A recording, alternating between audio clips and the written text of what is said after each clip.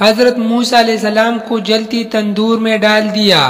حضرت موسیٰ علیہ السلام کی ولادت کا وقت جب قریب آیا تو آپ کی امی جان کے پاس وہ دائی آئی جسے فرعون نے بنی اسرائیل کی عورتوں کے لیے مقرر کر رکھا تھا۔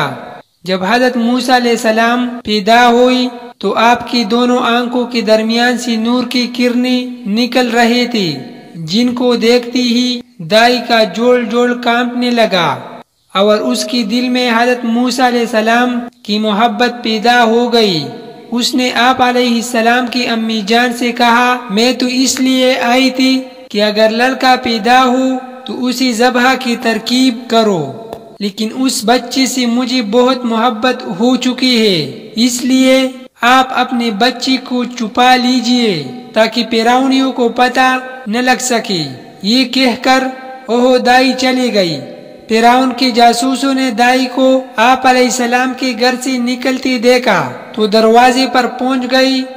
حضرت موسیٰ علیہ السلام کی بہن مریم نے فوراً اپنی امی جان کو جاسوسوں کی اطلاع دی۔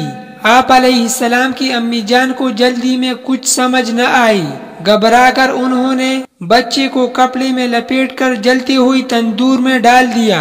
فرعونیوں نے آ کر گھر کا کونا کونا چھان مارا مگر کوئی بچہ نظر نہ آیا۔ تندور کی طرف ان کا دھیان ہی نہ گیا، واپس چلی گئی اور امی جان کی جان میں جان آئی۔ اتنی میں تندور سے آہستہ آہستہ رونے کی آواز آنے لگی۔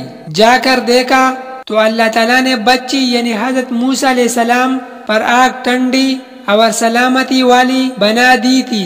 چنانچہ امی جان نے آپ علیہ السلام کو تندور سے صحیح سلامت باہر نکال لیا۔